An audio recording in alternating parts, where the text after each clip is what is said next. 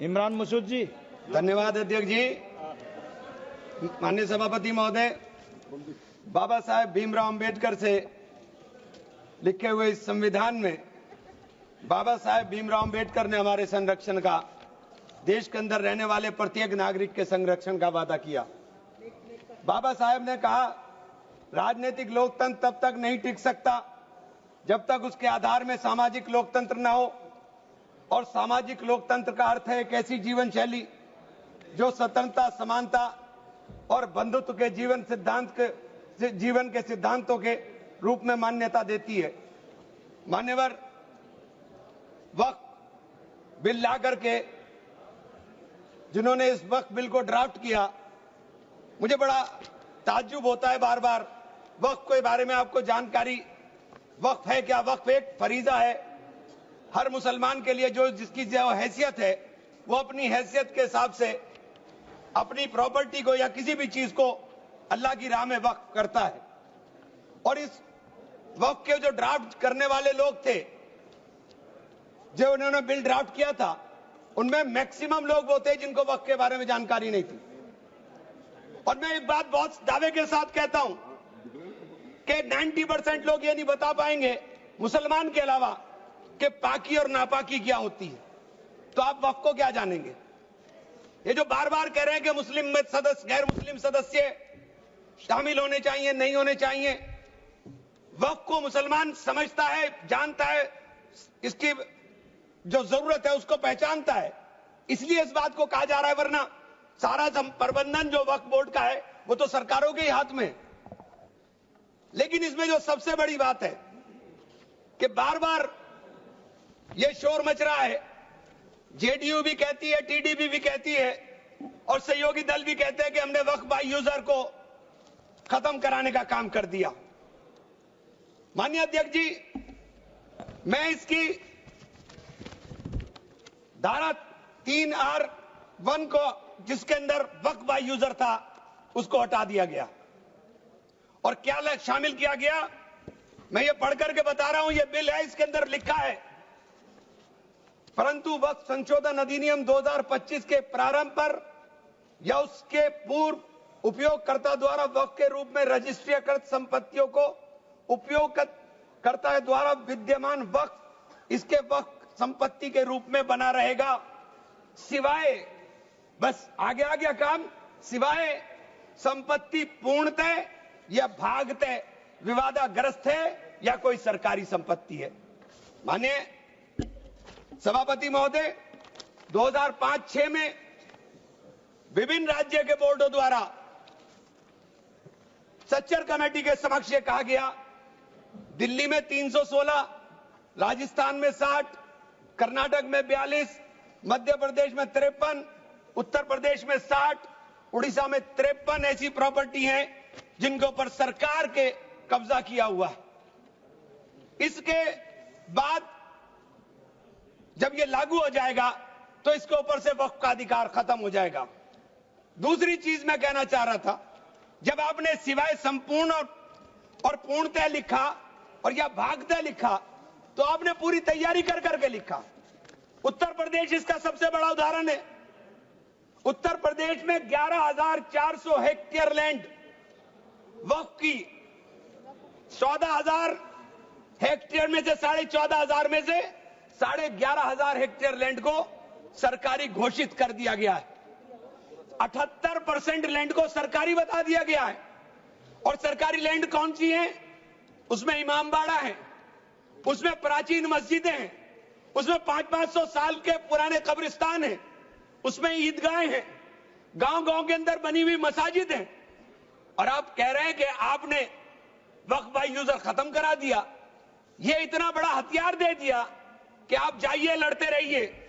इसके साथ ही इन्होंने कहा कि साहब, अब जब कोई विवाद पैदा होगा तो उस विवाद की स्थिति में डेजिग्नेटेड ऑफिसर उसको सुनने का काम करेगा और वो तय करने का काम करेगा कि ये प्रॉपर्टी किसकी है। लेकिन वो तय कब करेगा, इसकी कोई समय सीमा नहीं। और जब तक वो तय नहीं करेगा, वो प्रॉपर्टी का मालिक सरकार रहने का काम करेगी। तो 11,500 हेक्टेयर लैंड तो उत्तर प्रदेश के अंदर, और कर्नाटक का विवाद सबके सामने है। बड़ा शोर मचा था कर्नाटक में, मैं गया कर्नाटक के अंदर क्या मान्यवर 1,12,000 एकड़ लैंड वक्फ बोर्ड की थी, जिसके अंदर से 71,000 एकड़ लैंड का अलॉटमेंट सरकार ने कर दिया, और 19,000 और 20,000 के बीच में वहां के जो दरगाहों के या मुतवल्ली थे उन्होंने अपने परिवारों में बांट लिया।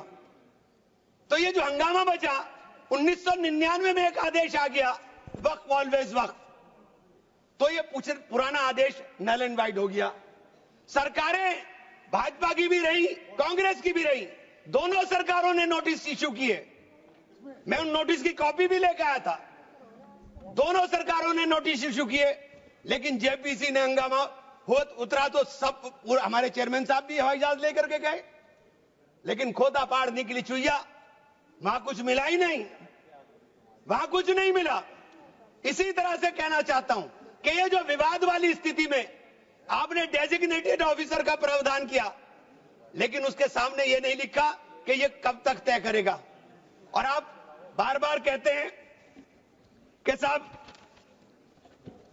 ये जो इसका संरचना होगी, इसकी 22 मेंबर वक्फ काउंसिल में होंगे, उसके अंदर 22 मेंबर में 10 मेंबर मुसलमान होंगे, सही है, 2 महिलाएं होंगी, सही है, लेकिन 12 मेंबर उसके अंदर नॉन मुस्लिम हो जाएंगे। वक्फ बोर्ड के अंदर पूरा का पूरा बहुमत गैर मुस्लिम भाइयों का हो जाएगा। मुझे इससे मतलब नहीं, क्योंकि मैंने अभी कहा कि भाई आप दूसरे जो ट्रस्ट हैं या जो दूसरे धर्म के ट्रस्ट हैं, उनके अंदर क्या आप दूसरे धर्म के लोगों को शामिल करने की अनुमति देंगे? नहीं है। काशी विश्वनाथ ट्रस्ट है उत्तर प्रदेश के अंदर, उसका अध्यक्ष पदेन अध्यक्ष जिलाधिकारी होता है, लेकिन उसमें एक क्लॉज लिखा है कि अगर किसी समय कोई जिलाधिकारी मुसलमान होगा तो उससे नीचे का या उससे ऊपर का अधिकारी उसका पदेन चेयरमैन होगा। आप मुसलमान के ऊपर यह शर्त लागू करते हैं, आप मुसलमान के ऊपर यह शर्त लागू करते हैं कि इसके ऊपर लिमिटेशन एक्ट विधेयक के खंड 40A की धारा 107 जो वक्फ संपत्तियों की समय सीमा को अधीन करता था, लिमिटेशन एक्ट लागू करता था, आपने हटा करके 108 और 41 में 108 और 108 एक को हटा दिया। 1995 का जो वक्फ अधिनियम है उसकी प्रायज्यता पर रोक लगा दी थी, जिसका अर्थ है कानूनी दावों के समय पाबंदी के बिना आगे बढ़ाया जा सकता है। अब आपने रास्ता खोल दिया वक्फ प्रॉपर्टीज के ऊपर मुकदमों के लिए। जो वक्फ प्रॉपर्टी पर कब्जा बैठ करे हुए लोग हैं, अब वो कब्जा धारक जाकर के एडवर्स पोजेशन का दावा कर सकता है और मालिकाना हक हासिल करने की बात कर सकता है। आपने जो अपराध करने वाले लोग हैं, जो कब्जा करने वाले लोग हैं, वो पहले गैर जमानती हुआ करता था, आपने उसे जमानती कर दिया, आपने उसे अधिकार दे दिया कि तुम कुछ भी करो, तुम्हें जमानत कराने की जरूरत नहीं है। तो आपने तो पूरा का पूरा खुला मैदान उसके सामने खड़ा कर दिया। आपने बार बार कहा कि हम लोग मुसलमानों के हक की बात कर रहे हैं। आप मुझे एक ट्रस्ट बता दिए, कोई दूसरा, कोई एक संस्था बता दीजिए जिसके अंदर जो धार्मिक के नाम पर हो और उसके अंदर लिमिटेशन एक्ट ना हो।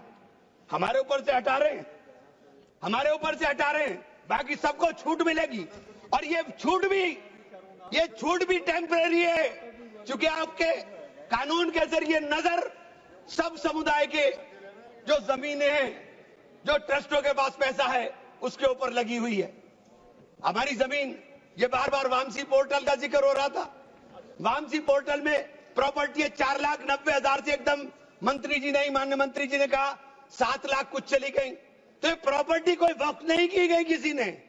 ये जो वामसी पोर्टल के ऊपर दर्ज हुई संपत्ति, कब्रिस्तान के अंदर वसूगा, एक प्रॉपर्टी वसूगा, एक प्रॉपर्टी मस्जिद, एक प्रॉपर्टी में खबर, एक ही प्रॉपर्टी की 3-3, 4-4 बना दी। और आपने बता दिया कि वामसी पोर्टल ने, और 10 साल माने मंत्री जी, 10 साल का बहुत समय होता है, जो काम आप 10 साल में पूरी संपत्तियों का रजिस्ट्रेशन नहीं कर सके। मान्यवर प्लीज, सब प्लीज आप मान्य नहीं, वामसी पोर्टल पर आपने बार बार 10 साल में काम नहीं कर सके। आप कह रहे हैं कि 6 महीने के अंदर सारी संपत्तियों का रजिस्ट्रेशन करा लेना, और सारी संपत्तियों का अगर रजिस्ट्रेशन नहीं होगा तो वो संपत्तियां वक्फ की नहीं बचेंगी। रजिस्ट्रेशन कौन करेगा? रजिस्ट्रेशन आपके अधिकारी करेंगे। जब 10 साल में नहीं कर सके तो 6 महीने में कैसे करेंगे? और ये पूरी तरीके से संविधान विरोधी कानून है। साथ अनुच्छेद 14, अनुच्छेद 16, अनुच्छेद 26 और अनुच्छेद 25 का सीधे सीधे ओवरलैपिंग करने का काम करता है। आपसे अनुरोध है कि माननीय 2 मिनट का समय और दे दें। ये बार बार कहते हैं कि प्रैक्टिसिंग मुस्लिम। आप एक बात बता दीजिए, आप प्रैक्टिसिंग मुस्लिम की बात कर रहे हैं, आप किस तरह तय करेंगे कौन प्रैक्टिसिंग मुस्लिम है? ये कौन बताएगा कि आपकी क्या परिभाषा है प्रैक्टिसिंग मुस्लिम की? सारे मुसलमान 5 वक्त नमाज नहीं पढ़ते, सारे मुसलमान रोजा भी नहीं रखते, और उसका पैमाना क्या होगा कि वो मुसलमान है कि नहीं है? तो ये आपने रास्ते इस तरह खोल करके ये सीधे सीधे जो संविधान के अंदर हमारी धारा 14 में अधिकार है उसके ऊपर आपने अतिक्रमण करने का काम कर दिया। मैं आप लोग एक माननीय चेन्नप्पा रेड्डी के एक कथन को जरूर कहना चाहूंगा। हमारी परंपरा में सहिष्णुता सिखाती है, हमारा संविधान, ये संविधान हमें सहिष्णुता का अभ्यास कराता है। हमें इसे कमजोर नहीं करना चाहिए, यही संरक्षण दे रहा है हमें। ये बाबा साहब के सपनों का संविधान है कि उन्होंने देश के अंदर रहने वाले प्रत्येक नागरिक को, जो गरीब से गरीब नागरिक है, उसको वो अधिकार दिया जो सामने बैठे हुए हमारे प्रधानमंत्री को होगा, वो ये अधिकार बाहर सड़क पर बैठे हुए एक मजदूर को होने का काम होगा। ये बाबा साहब का संविधान है। मान्यवर, इसे कमजोर करने का काम मैं आप हाथ जोड़कर विनती करता हूं। अभी हमें सौगाते मोदी मिली, 1 सेकंड, हमें सौगाते मोदी मिली। हमें सौगाते मोदी में ईद की सवैयें नहीं चाहिए, हमें सौगाते मोदी में शिक्षा दे दीजिए, हमें सौगाते मोदी में रोजगार दे दीजिए, हमें सौगाते मोदी के अंदर मोहब्बत दे दीजिए। ये जो गोलियां छातियों पर लगती है ये मारना बंद करा दीजिए। हमें सौगाते मोदी में ये कानून देने का काम कर दीजिए। बहुत बहुत धन्यवाद। मान्यवर, धन्यवाद।